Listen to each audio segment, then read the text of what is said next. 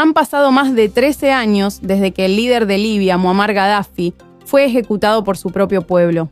Sin embargo, su nombre y su estilo de vida extravagante siguen fascinando a muchos. Siempre estaba rodeado de bellas guardaespaldas, pero en la sombra permanecía su esposa, oculta del ojo público durante más de 40 años. Durante décadas soportó las infidelidades de su esposo. Pero, ¿qué fue de ella tras su muerte? ¿Dónde está ahora? ¿Y qué sabemos realmente sobre las mujeres que lo protegían y el verdadero papel que tuvieron en su vida?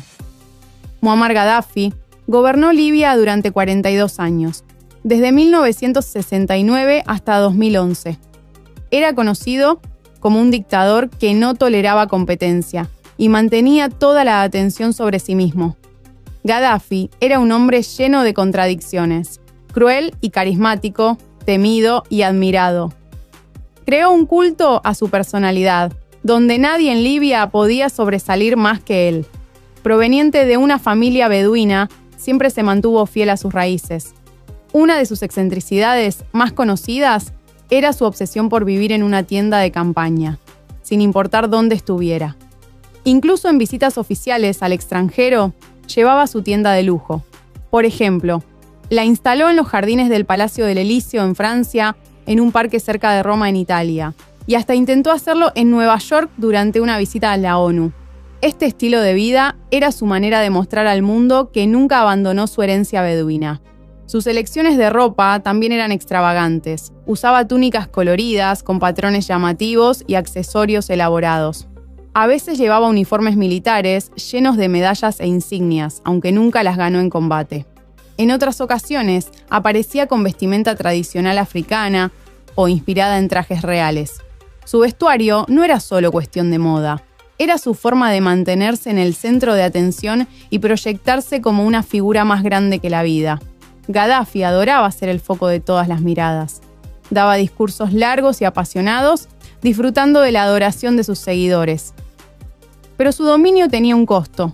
Aplastaba cualquier oposición y aseguraba que nadie en Libia pudiera desafiar su poder. Fue la figura más prominente del país, conocido por su crueldad. Sin embargo, su carisma lo mantuvo en el poder durante décadas, aunque su pueblo sufriera bajo su mandato. La peculiaridad más llamativa de Gaddafi era su dependencia de mujeres para su seguridad personal. Conocidas como la Guardia Masónica, estas jóvenes y hermosas mujeres siempre estaban a su lado, vestidas impecablemente y entrenadas rigurosamente. Su presencia generó interminables rumores, muchos especulando que no solo eran guardaespaldas, sino también sus amantes. Pero en las sombras de estas figuras glamorosas había otra mujer con un papel mucho más importante en su vida, su esposa, Safia Farkas Gaddafi.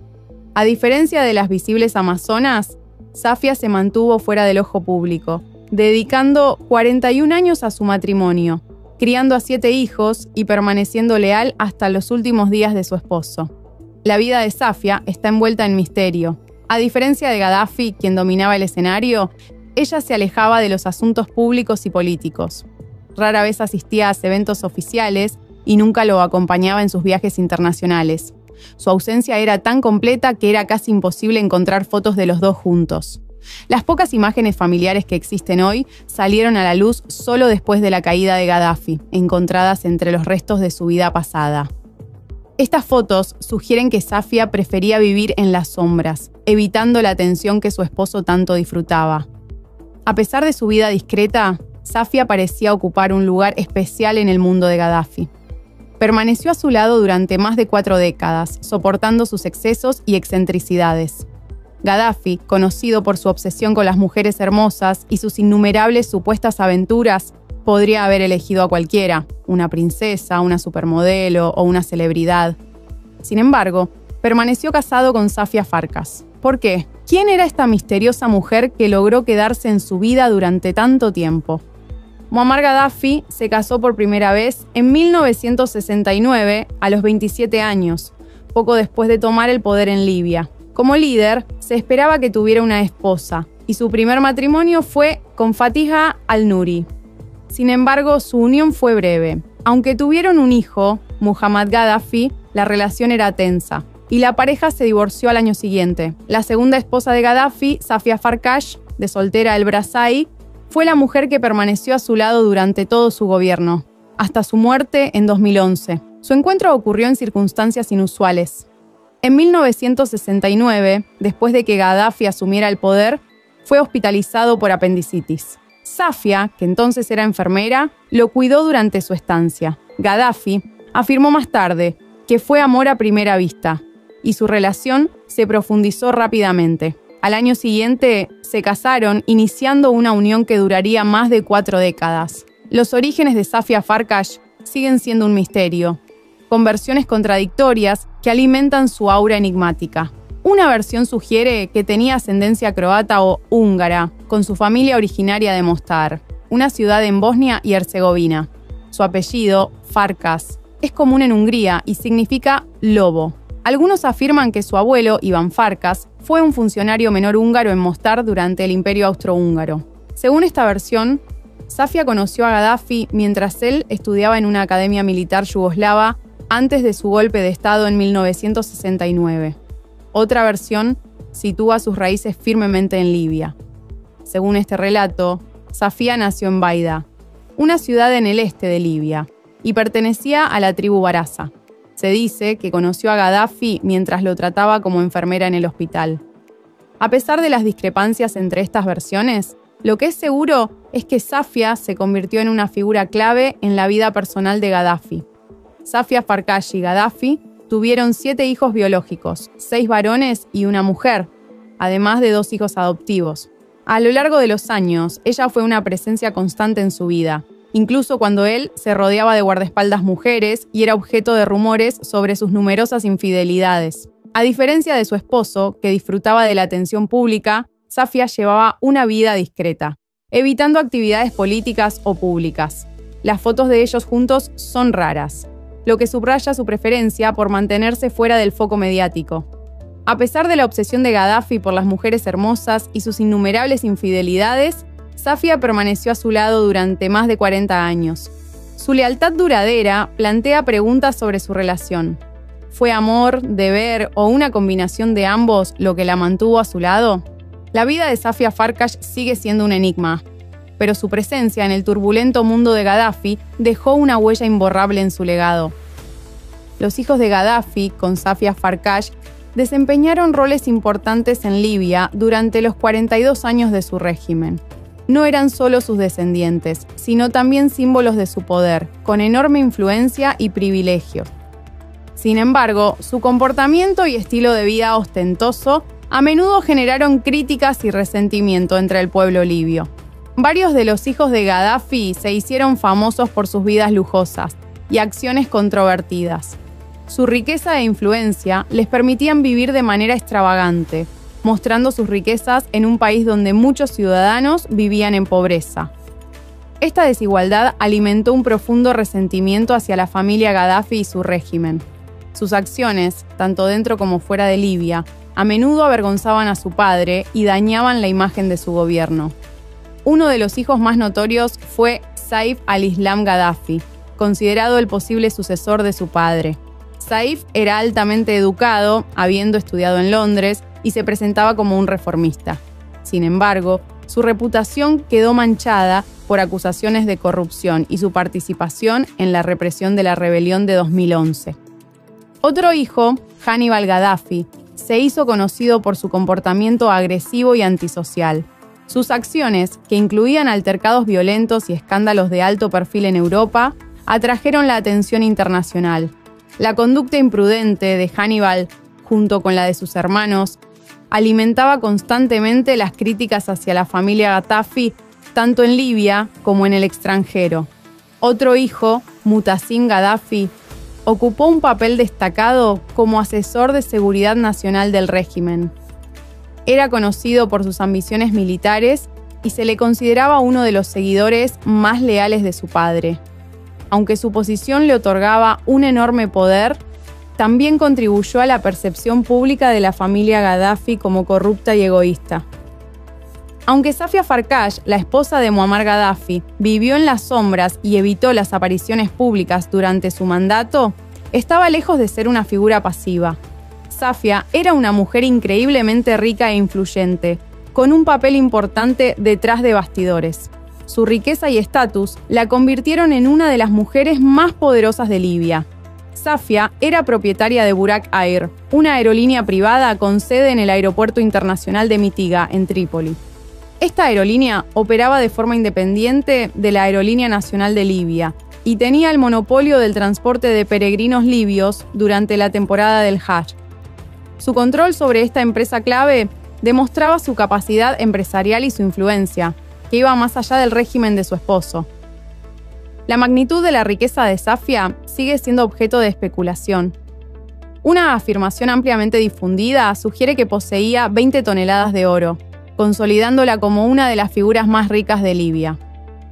Estos informes coinciden con documentos de Wikileaks que describían a la familia Gaddafi como poderosa y adinerada, pero también dividida y disfuncional.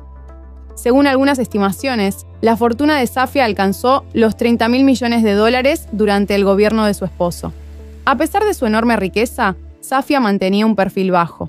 Viajaba discretamente, a menudo en aviones rentados y acompañada de un convoy de coches. Incluso al organizar eventos como la celebración de la Revolución de 1969 en el complejo de Bab al-Azizia, prefería reuniones modestas en lugar de exhibiciones lujosas. La participación pública de Safia aumentó ligeramente en los últimos años. Por ejemplo, asistió a la graduación de estudiantes de policía femenina en 2010 y ocasionalmente participó en celebraciones por el ascenso al poder de su esposo. Sin embargo, estas apariciones eran raras y cuidadosamente controladas, reafirmando su preferencia por mantenerse fuera del foco público. Su influencia también se extendió más allá de Libia. En 2008, Safia fue elegida vicepresidenta de la Organización de Primeras Damas Africanas durante una reunión de líderes de la Unión Africana en Sharm el-Sheikh, Egipto. Curiosamente, no estuvo presente en el evento y nunca participó activamente en las actividades de la organización, lo que subraya el carácter simbólico de su papel. Durante la crisis de Lockerbie, salieron a la luz informes sobre la asombrosa riqueza de la familia Gaddafi. En 1992, la Coalición Internacional contra los Criminales de Guerra estimó que la fortuna de Gaddafi alcanzaba los $80.000 millones, de los cuales Safia controlaba una parte significativa. Sus vastos recursos y su presencia discreta pero influyente la convirtieron en una figura poderosa, incluso si rara vez aparecía en público. No sorprende que Safia Farkash tolerara las numerosas infidelidades de su esposo y su conocida atracción por las mujeres hermosas. Como esposa de Muammar Gaddafi, disfrutaba de una inmensa riqueza y poder en Libia, ocupando una posición que pocos podían igualar. Parecía estar dispuesta a soportar su temperamento para mantener su estatus e influencia. Es probable que Safia entendiera que las infidelidades de su esposo formaban parte de su personalidad y decidiera ignorar sus acciones, priorizando su posición privilegiada sobre los agravios personales. A partir de los años 80, las infidelidades de Muammar Gaddafi se hicieron evidentes, justo frente a su esposa Safia. Para entonces, el líder libio viajaba con un séquito personal de guardaespaldas femeninas, conocidas como las Amazonas. Oficialmente, esto era presentado como una muestra de su compromiso con los derechos de las mujeres. Gaddafi afirmaba haber elevado a las mujeres al mismo nivel que los hombres, permitiéndoles servir en el ejército y mostrando a Libia como un país donde la igualdad de género se había alcanzado. Las Amazonas eran vistas como las protectoras más leales y confiables que un líder podía tener. Gaddafi solía presumir que las mujeres eran menos propensas a traicionarlo que los hombres y que podía confiarles su vida. Su lealtad a veces se ponía a prueba de manera extrema. En 1998, cuando fundamentalistas islámicos intentaron asesinar a Gaddafi, una de sus amazonas lo protegió con su cuerpo, recibiendo las balas destinadas a él y sacrificando su vida por su líder. Estas mujeres formaban parte de una fuerza élite, seleccionadas cuidadosamente y entrenadas rigurosamente en una academia militar especializada. Solo las mejores llegaban a formar parte de la guardia personal de Gaddafi, y su presencia estaba diseñada para enviar un mensaje claro al mundo sobre sus supuestas ideas progresistas. Muchas mujeres libias, inspiradas por sus discursos sobre igualdad de género, se unieron al ejército creyendo que formaban parte de un cambio revolucionario en su país. Sin embargo, para muchas de estas mujeres, la realidad detrás de la retórica de Gaddafi era mucho más oscura. A puertas cerradas, la Guardia Amazónica no era solo un símbolo de igualdad o seguridad, sino también una tapadera para los deseos personales de Gaddafi. Comenzaron a surgir historias de abusos horribles, revelando que Gaddafi se rodeaba de mujeres jóvenes y hermosas por razones muy alejadas de sus capacidades militares. Muchas de las que ingresaron con la esperanza de servir a su país se vieron devastadas al descubrir la pesadilla que las esperaba.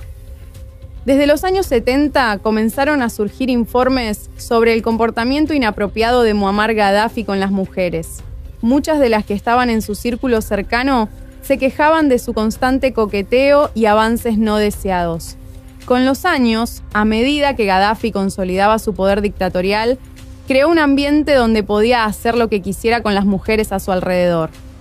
Su autoridad sin límites hacía que pocas se atrevieran a resistirse, ya que cualquier oposición enfrentaba consecuencias brutales.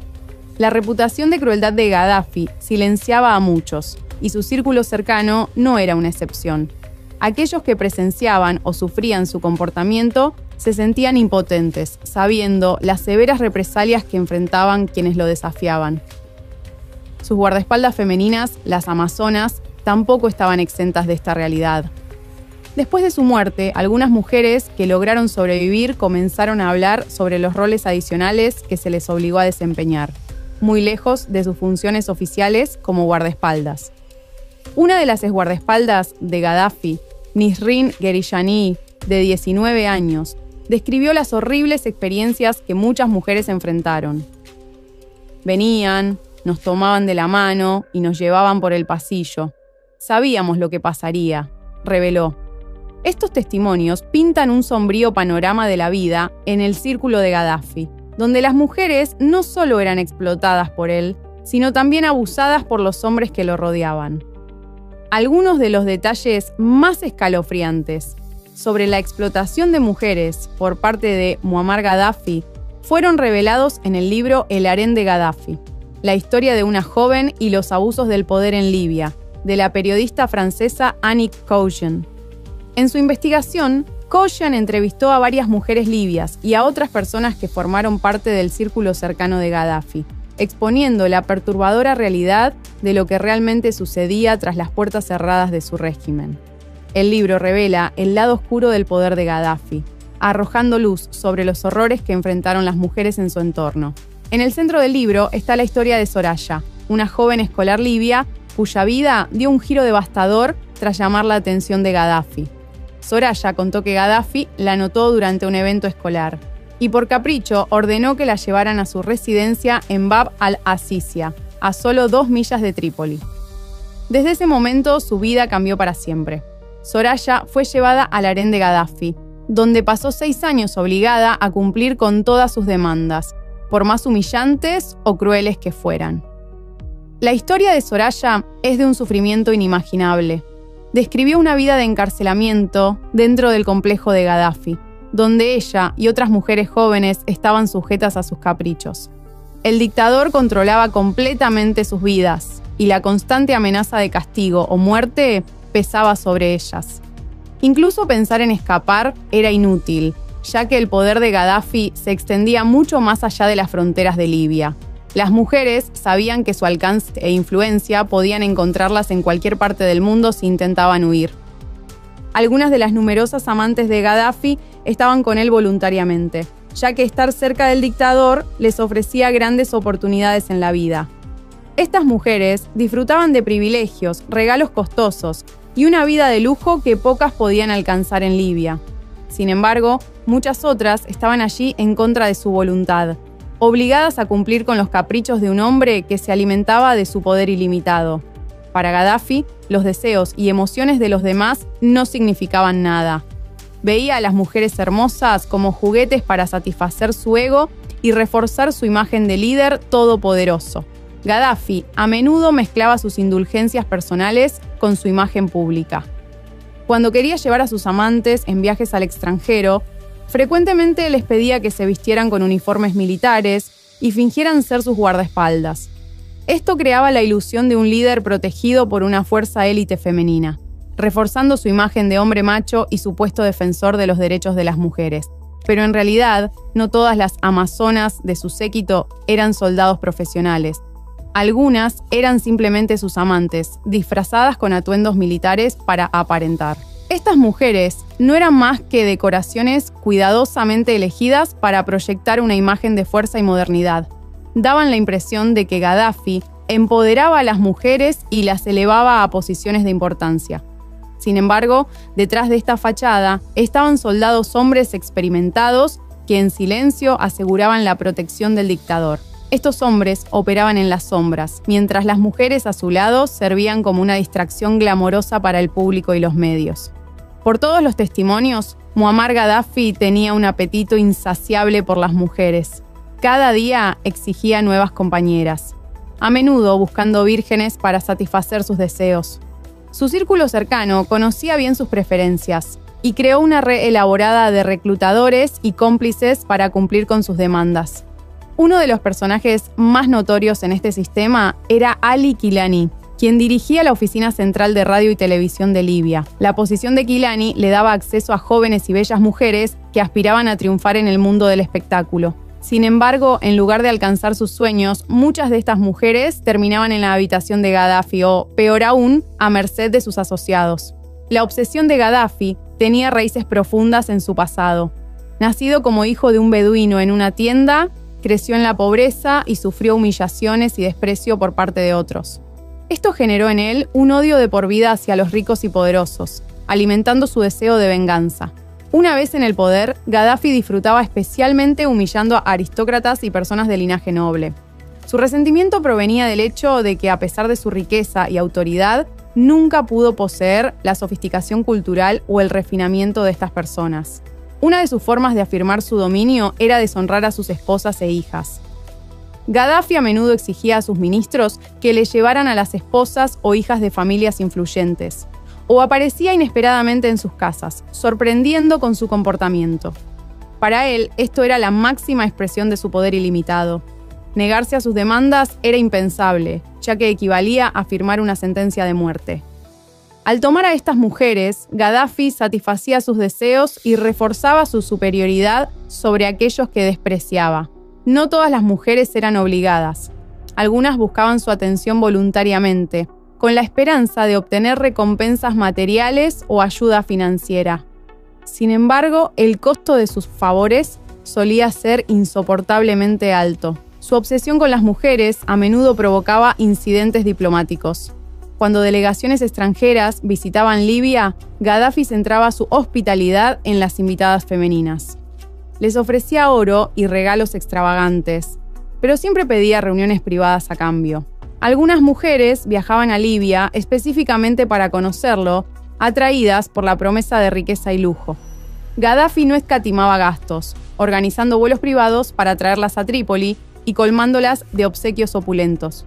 Entre los rumores sobre sus aventuras, se cuentan historias que involucran a esposas de jefes de Estado, embajadores y miembros de delegaciones extranjeras.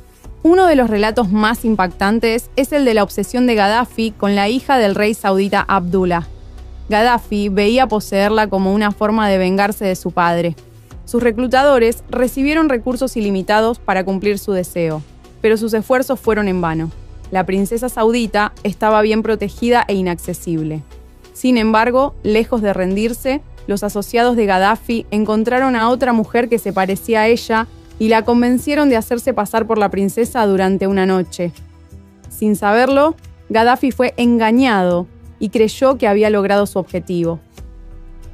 El poder ilimitado de Muammar Gaddafi llegó a un brutal final en 2011, cuando su propio pueblo lo mató por sus innumerables crímenes. Ni sus guardaespaldas amazónicas ni su inmensa riqueza pudieron salvarlo. Muchas de las amazonas tuvieron un final violento, mientras que otras lograron escapar al extranjero. Los miembros de su numerosa familia también enfrentaron un destino sombrío. Algunos murieron, mientras que otros huyeron para salvar sus vidas. Safia Farkash, la esposa de Gaddafi, que durante décadas ignoró sus numerosas infidelidades a cambio de riqueza y poder, permaneció a su lado hasta los últimos días de la guerra civil libia. Ambos se quedaron en su residencia de Trípoli mientras el conflicto se intensificaba. En ese momento se estimaba que los activos de Safia en el extranjero alcanzaban los 18.000 millones de libras esterlinas. Sin embargo, todas sus cuentas fueron congeladas al ser incluida en las sanciones internacionales. Cuando la batalla por Trípoli llegó a su punto culminante, Safia abandonó Libia junto con los miembros sobrevivientes de su familia. Huyeron en vehículos blindados Mercedes-Benz, dirigiéndose hacia Argelia. En medio del caos, la supervivencia se convirtió en la única prioridad y la familia se dispersó por diferentes países. Un año después, Safia solicitó y obtuvo asilo político en Omán, donde encontró refugio del desastre que había consumido el régimen de su esposo. Para 2023, se informó que vivía en El Cairo, Egipto, lejos de la vida de opulencia e influencia que alguna vez disfrutó. En los años posteriores a la caída y muerte de Muammar Gaddafi, su esposa, Safia Farkash, ha vivido una vida de relativa oscuridad, lejos del ojo público que tan cuidadosamente evitó durante el mandato de su esposo. Aunque su paradero exacto sigue siendo incierto, ocasionalmente han surgido rumores sobre sus movimientos. En un momento se especuló que había viajado a Alemania, aunque esto nunca se confirmó. Otro rumor sugería que había comprado una casa en Makarska, un pequeño pueblo costero de Croacia, y que planeaba establecerse allí. Sin embargo, no hay evidencia que respalde estas afirmaciones. Hoy, la vida de Safia sigue siendo un misterio. De los 9 hijos que ella y Gaddafi criaron, 7 biológicos y 2 adoptados. Varios han muerto, ya sea durante la guerra civil libia o en sus secuelas. Sus hijos sobrevivientes están dispersos en diferentes países, viviendo en el exilio. Como madre, probablemente centra sus energías en mantenerse cerca de ellos y preservar lo que queda de su familia. No está claro si Safia sigue viviendo de los activos ocultos de la que alguna vez fue la vasta fortuna de su esposo, ya que muchas de sus cuentas conocidas fueron congeladas tras las sanciones internacionales. Ahora, en sus 70 años, probablemente lleva una vida tranquila y privada, lejos del inmenso poder y riqueza que una vez disfrutó. En febrero de 2024, se anunció que el Consejo de Seguridad de las Naciones Unidas había levantado la prohibición de viajes para Safia Farkash, esposa de Muammar Gaddafi. Sin embargo, el Consejo aclaró en su decisión publicada el 31 de enero que el congelamiento de sus activos permanecería en vigor. Esto significa que aunque ahora Safia es libre de viajar internacionalmente sin restricciones, aún no puede acceder ni utilizar la vasta riqueza previamente congelada bajo las sanciones internacionales.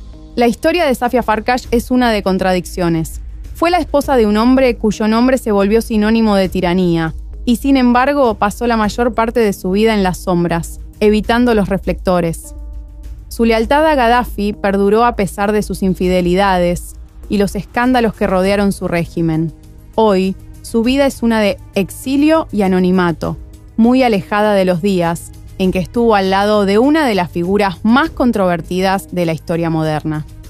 Safia sigue siendo un enigma, una mujer que alguna vez tuvo un poder inimaginable, pero que ahora vive en los ecos de una vida que quedó atrás para siempre. Comparte tus opiniones en los comentarios, deja un like y suscríbete al canal. Gracias por ver.